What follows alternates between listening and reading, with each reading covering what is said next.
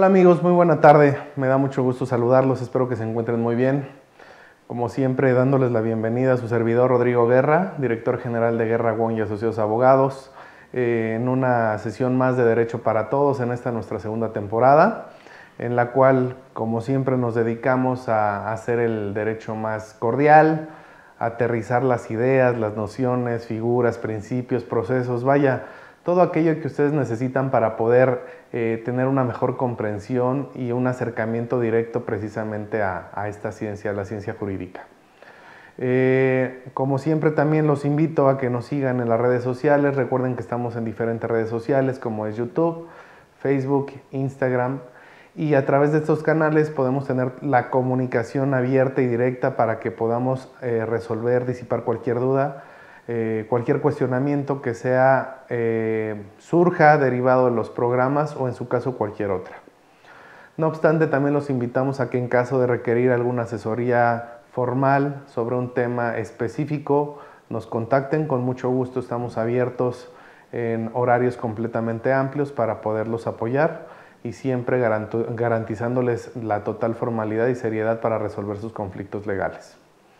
Pues bueno, en esta ocasión, como tal, vamos a abordar un tema que a consecuencia de la emergencia sanitaria por la pandemia del COVID-19 consideramos importante. Nos han pedido que platiquemos sobre qué o cómo podemos poner un límite, cómo podemos impugnar aquellas determinaciones que están emitiendo las autoridades del gobierno federal, de las diferentes entidades federativas, y que son o pudieran considerarse violatorias a nuestros derechos humanos, a nuestros derechos constitucionales.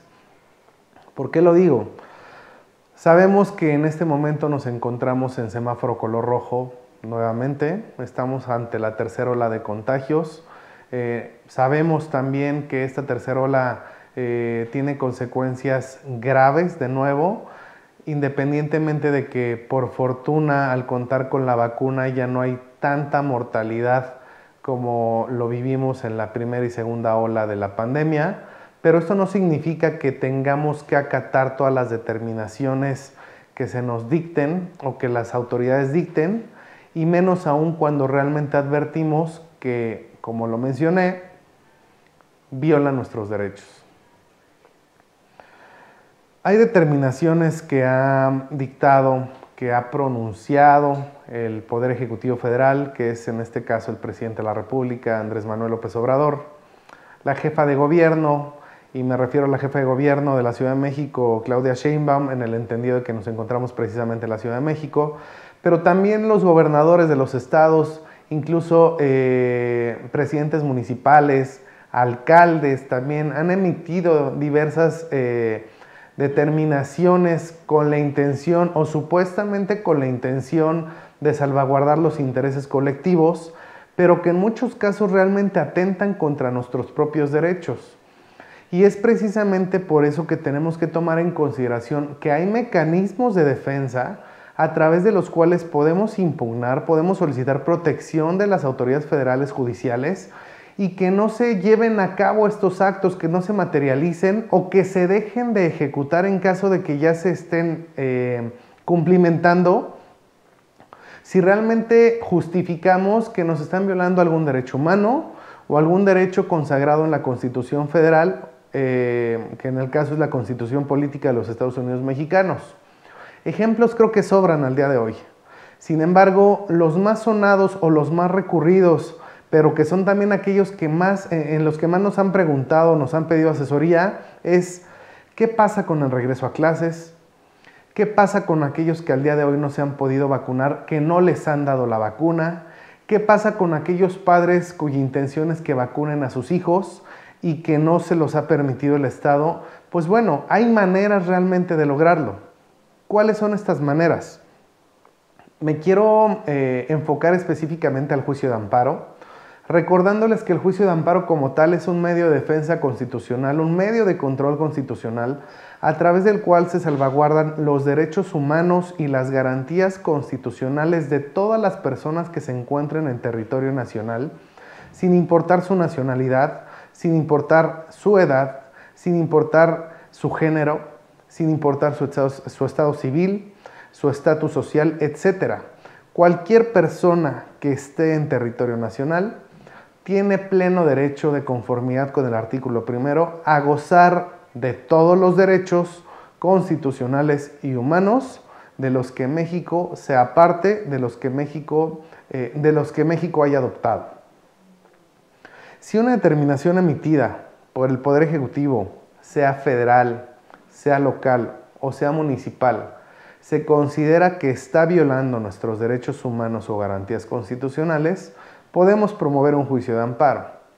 En este caso, tendríamos que enfocarnos o referirnos al juicio de amparo indirecto en materia administrativa.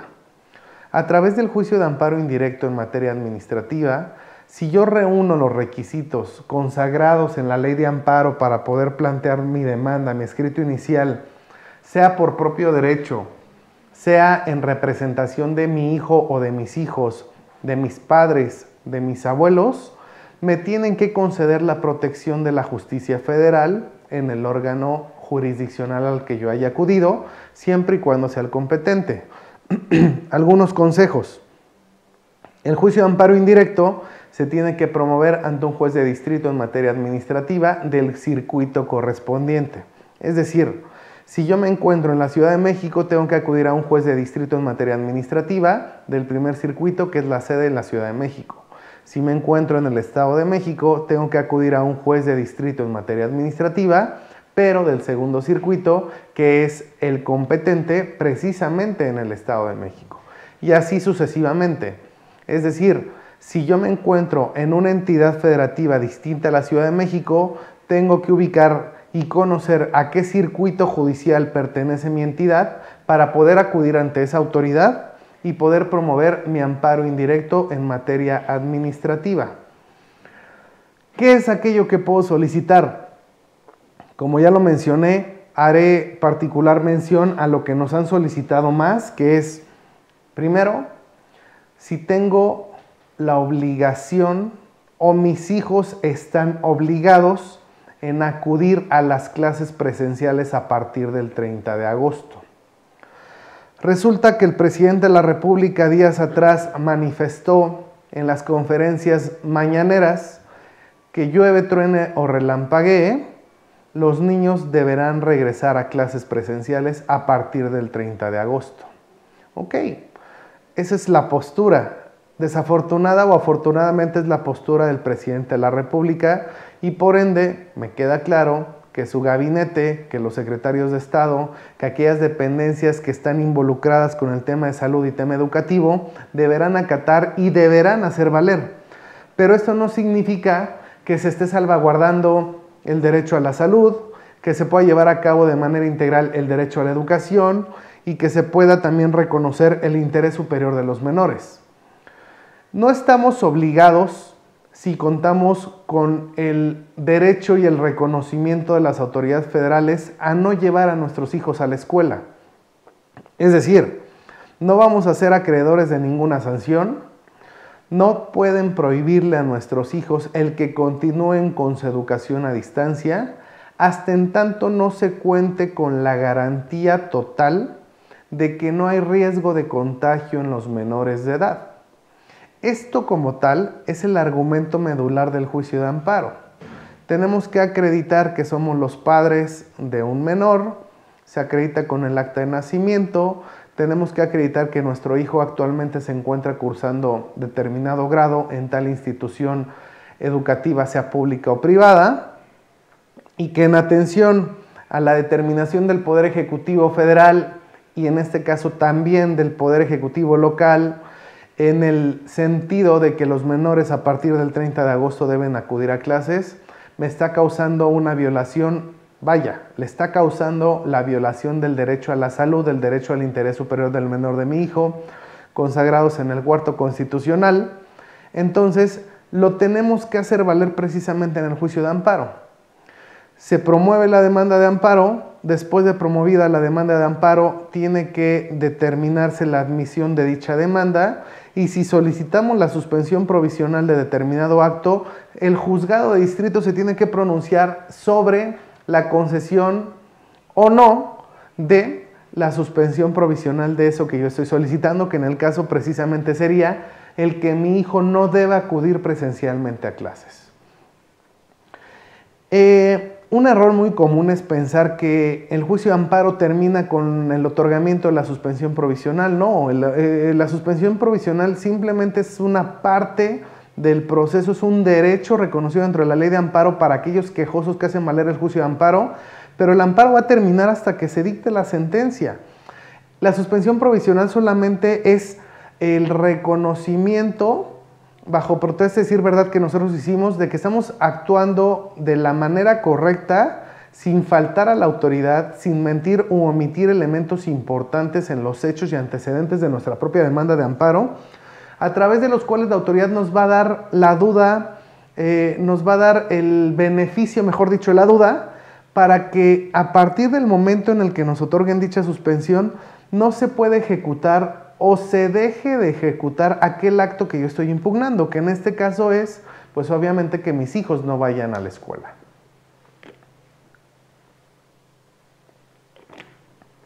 Perdón.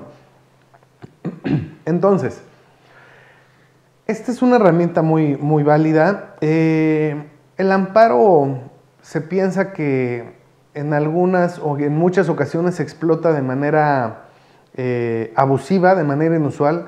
Sin embargo, yo nunca he estado de acuerdo con esta postura, porque a fin de cuentas el juicio de amparo es para hacerlo valer en cualquier momento por cualquier persona cuando sienta que se están afectando sus derechos. Entonces, se puede hacer valer 1, 10, 20, 50 veces, siempre y cuando esté completamente justificado a su dicho y con elementos legales que hay una supuesta violación de derechos humanos o de garantías constitucionales. Recuerden que México no solamente reconoce los derechos consagrados en la Constitución, que son los derechos constitucionales, también conocidos como garantías constitucionales, sino que todos aquellos derechos humanos estipulados en pactos o tratados internacionales de los que México sea parte, también se tienen que reconocer.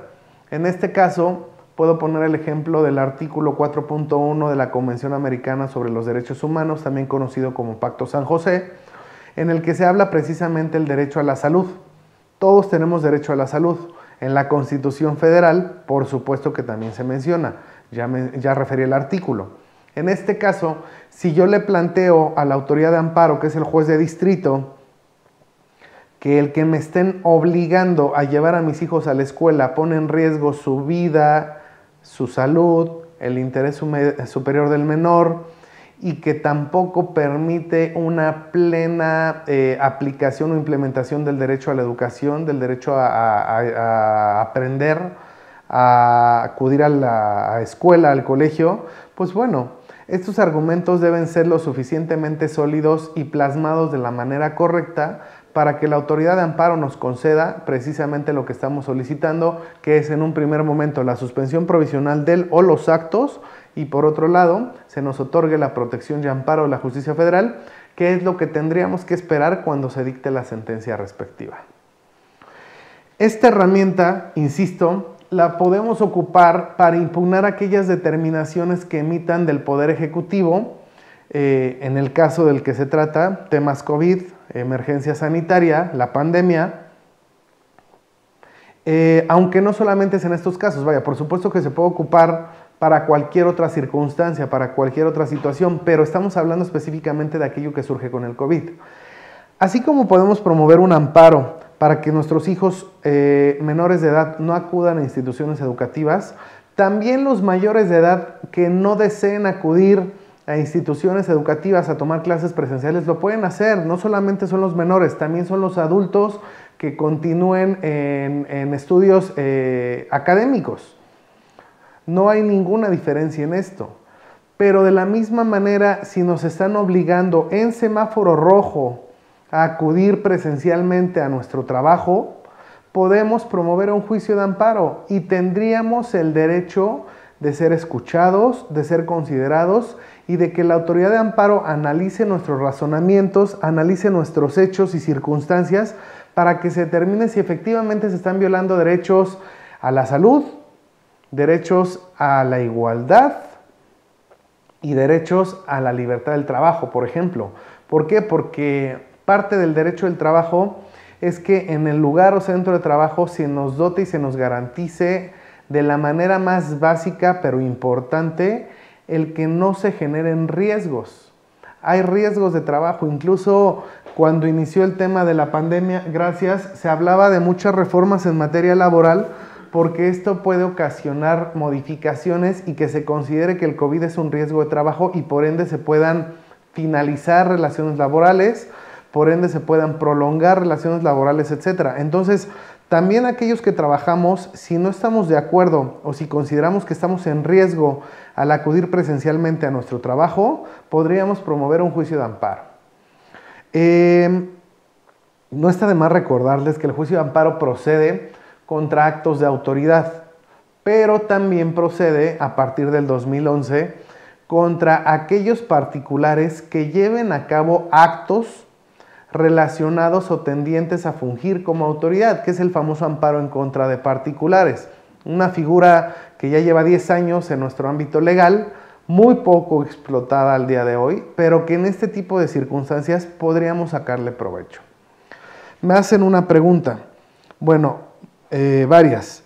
La primera dice, ¿qué puedo hacer si en mi trabajo me obligan a presentarme y me dio COVID? Físicamente me encuentro mal y la empresa me quiere correr por tanta incapacidad. Pues bueno, en este caso, independientemente de que tú puedes hacer valer tus derechos laborales por el despido, si es que se ejecuta el despido, tú tienes derechos sociales y derechos constitucionales. Esta pregunta está encaminada con 3 materias del derecho, con 3 ramas distintas, que es el derecho al trabajo, el derecho a la seguridad social y los derechos humanos y garantías constitucionales. ¿Qué puedes hacer valer? Lo que estamos platicando. Tienes derecho a que el IMSS te siga reconociendo tus incapacidades, seguridad social, y que estas incapacidades sean aceptadas y respetadas por tu patrón, derecho laboral, y que en caso de que esto no suceda o que tú te sientas en riesgo, sea que trabajas en una institución pública o en la iniciativa privada, promuevas un juicio de amparo para que se respeten esos derechos. Otra pregunta dice, ¿una empresa tiene la obligación con las viudas o viudos de darles una indemnización por fallecimiento de sus parejas cuando trabajaron por home office? Pues mira, la pregunta realmente vale la pena aclararla un poco. Sí existen indemnizaciones, por supuesto que las indemnizaciones se tienen que otorgar, pero no es una obligación directamente del patrón. Si el patrón llevaba a cabo su figura, cumplía con su figura en el tema de la seguridad social de manera clara, de manera completa y de manera formal. Me explico. El patrón cumple con sus obligaciones de seguridad social, pagando las cuotas correspondientes, salud y vivienda. Si el patrón siempre cumple y cubre estas cuotas, estas aportaciones en tiempo y forma, por supuesto que existe una relación laboral, aun cuando sea por home office. Hay una relación laboral. Recuerda que el trabajo es llevar a cabo cualquier actividad que sea remunerada. Entonces, si tú tienes un patrón, si tú tienes un jefe, se te paga un salario por llevar a cabo alguna actividad, hay una relación laboral. Y por existir una relación laboral, entonces tienes derecho a recibir una indemnización en caso de muerte, fallecimiento como lo plantean aquí. Pero no significa que esta indemnización te la tenga que dar el patrón. La indemnización te la tiene que dar el Seguro Social si es que tú estabas dado de alta en el Seguro Social, o en el caso de muchas empresas de la iniciativa privada, pero también ya el día de hoy de muchas instituciones o dependencias del servicio público, ya se otorgan, ya se dotan de algunos seguros, como de vida o de gastos médicos, que no forzosamente son el IMSS, el ISSSTE o el ISSSTEFAM, a través del cual se cubren precisamente estos requerimientos. Pero la respuesta directa sería sí, por supuesto que tienes derecho, solamente hay que identificar el tipo de trabajo y cómo es la relación de tu patrón con la seguridad social para ver a quién tendrías que reclamarle precisamente esa indemnización. Entonces, el COVID sí se considera un riesgo de trabajo. Ya hay criterios al día de hoy en los que se considera este virus como un riesgo de trabajo y por ende se tiene que favorecer al trabajador en caso de que se encuentre contagiado de este virus.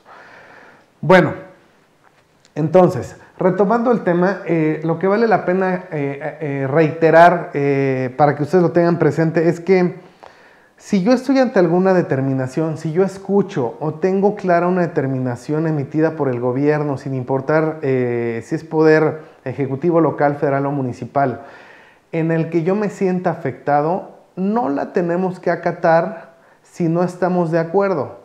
Ojo, no significa que no tengamos que cumplir. Lo que quiero dejar en claro es que hay medios de defensa legales a través de los cuales se pueden impugnar precisamente aquellas determinaciones en las que se cause una violación de mis derechos humanos o de mis garantías constitucionales. Ya platicamos, ya les mencioné que procede un amparo en contra de la determinación respecto a que los niños acudan presencialmente a clases a partir del 30 de agosto, que la misma situación procede a favor de aquellos adultos que no deseen acudir a clases presenciales, que lo mismo sucede también en caso de que yo sea obligado a acudir presencialmente a mi trabajo cuando existen herramientas o medios para poder trabajar a distancia, el famoso home office, pero también lo podemos hacer valer. Esto no significa que sea obligado, insisto, lo podemos, no tenemos, lo podemos hacer valer en aquellos casos en los que nosotros como padres deseemos que se vacunen a nuestros hijos. Ya hay muchos quejosos, ya hay muchas personas que han promovido juicios de amparo a fin de que a sus hijos también se les vacune. ¿Qué argumento están utilizando para estos casos? El argumento de que es discriminatorio que se vacune por edades, el argumento de que vulnera el derecho a la salud de los niños también, y el argumento de que vulnera el interés superior de los menores. Estos son los tres elementos básicos que hemos advertido en los juicios de amparo que se han promovido para solicitar la vacunación de alguno o de algunos menores de edad. Se han admitido, se han concedido los amparos, incluso ya para el efecto en el que la autoridad señale hora, fecha y lugar precisa en el cual se le deba de vacunar a un menor, y es válido hacerlo. Esta es una decisión hasta cierto punto de los padres. Me queda claro que no podrían, y esto es un tema también de análisis un poco más profundo, no podrían tomar todas las determinaciones relacionadas con sus hijos, pero en este caso, velando por su beneficio, por supuesto que lo pueden solicitar. Lo que quiero explicar, lo que les quiero compartir es que así como hay adultos que no desean vacunarse o que no consideran necesario vacunarse, no significa tampoco que los niños se tengan que vacunar si es que los niños no quieren o si los padres no lo desean. Pero a contrario de esto, hay padres que sí deseamos que nuestros hijos ya se encuentren vacunados. No quiero profundizar en el tema del riesgo o de la consecuencia que esto puede significar porque hay opiniones encontradas. Hay opiniones en las que nos dicen, oye, a ver, pero no sabemos las consecuencias de vacunarnos o de vacunar a un niño. Me queda completamente claro. Insisto, yo no les estoy planteando si estoy a favor o en contra de la vacunación infantil. Simplemente les estoy planteando las herramientas que existen para esto. Pero a mí me gustaría compartirles que así como puede haber efectos y consecuencias por la vacunación infantil, pues también las hay en los adultos. Puede que la situación sea diferente precisamente por la edad, por el tipo o por el momento de madurez de un menor frente a nosotros como adultos, pero esa decisión, esa consecuencia no la vamos a saber ahorita, la vamos a saber hasta que realmente tengamos estudios más profundos y formales de la consecuencia de la vacuna y también de cada una de las vacunas que hay. Acabamos de tramitar un amparo que se nos otorgó en el que específicamente pedían una vacuna en específico, en particular, perdón. Esta vacuna es AstraZeneca. Los padres de la menor nos pidieron que solicitáramos particularmente la vacuna AstraZeneca. ¿Por qué? Porque ellos le apostaban o le apuestan más a esa vacuna, pero no significa, o por lo menos no podemos garantizar, porque creo que no hay ninguna garantía de que esa sea la mejor opción para los niños. Conocimos otro amparo en el que nos pidieron que fuera Sputnik, porque al parecer la nueva cepa conocida como Delta del COVID tiene menos resistencia a la vacuna Sputnik, pero tampoco significa que sea la mejor opción. Entonces, esto ya es una decisión completamente de los padres, hablando de los niños, pero que ya muchos están tomando en consideración. Hay muchos lugares, hay muchos estudios, específicamente la OMS y de otros organismos internacionales, en los que sí se considera e incluso se aconseja que a menores de 12 años en adelante ya se les empiece a inocular, ya se empiecen a vacunar.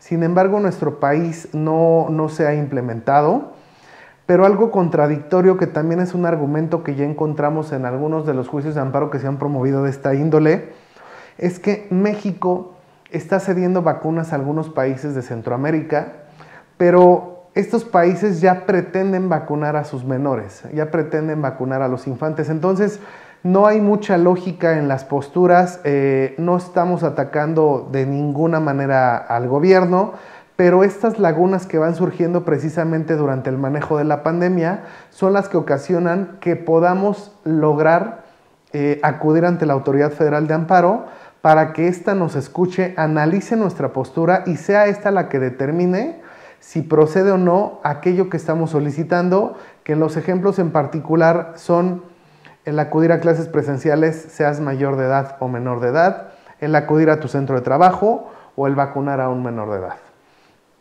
Esto se los dejamos para su conocimiento. Estas decisiones son completamente personales, independientes. Solamente les invito a que lo analicen.